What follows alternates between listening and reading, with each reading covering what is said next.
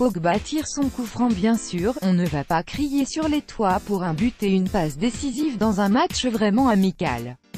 Même s'il faut noter que c'est la première fois de sa carrière qu'il allie les deux lors d'un même match international. Et qu'il n'avait plus rien scoré en équipe de France depuis la fin 2016, mais on va ressortir de ce match un message essentiel: oui, Pogba est rare et apporte sa différence à cette équipe de France. En ce sens, et on n'en a jamais douté, il doit trouver sa place dans cette équipe.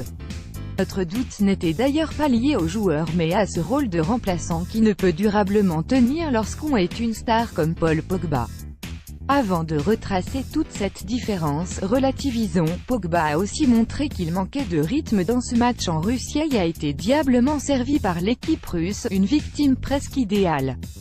Jouant bas et très loin au milieu, quelle liberté autour de lui, tout en cherchant à jouer le hors-jeu en défense. Un régal pour un passeur en profondeur comme Pogba.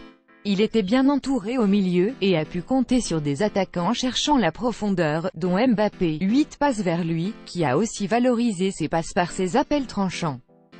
Didier Deschamps a lui aussi nuancé en évoquant que Pogba aimait mieux jouer à 3 au milieu à cause de la partie défensive.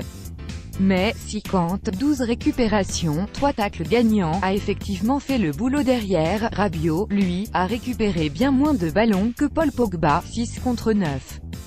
Ce qui dénote que l'attitude a été bonne, ce qui est presque plus important que les chiffres offensifs du milieu français. Les chiffres, en voilà. Avec les joueurs touchés par les 56 passes de Pogba, un must français hier, à qui Pogba donne le ballon contre la Russie, le tous représentant 72 ballons touchés, soit bien plus que les autres milieux. Ce qui prouve, au passage, qu'il a tout de suite récupéré avec autorisé le leadership au milieu. Et que, sur 56 passes tentées, les 2 tiers l'ont été dans le camp adverse. En somme, s'il a su décrocher intelligemment pour toucher le ballon dans un certain confort loin du front russe, il a su jouer vers l'avant comme le commandait la composition de l'équipe de Didier Deschamps. Du coup, il est intéressant de voir qui a su toucher l'avant-centre Mbappé dans ce match où l'attaque rapide était le thème français. Il est frappant de constater que les actions entre les 3 flèches offensives ont été réduites au minimum dans ce jeu en attaque verticale et rapide. Et que la principale victime en aura été Martial, faute de jeu sans ballon et d'appel lisible. Mais Mbappé a constamment attiré les passes de Pogba et en a fait son miel, avec 2 buts qui prouvent que l'ancien monégasque est évidemment un avant-centre. Aussi, il est certain que la performance offensive de Pogba a été magnifiée par la configuration de l'équipe de France avec des flèches offensives comme Martial, Mbappé et Dembélé. Il est plus doué pour des passes inspirées que pour passer par des constructions et des enchaînements autour du duo Griezmann-Giroud. Alors, il serait un peu trop gonflé et prématuré d'en déduire que Didier Deschamps doit construire l'équipe autour de ce jeu rapide et autour de Paul Pogba.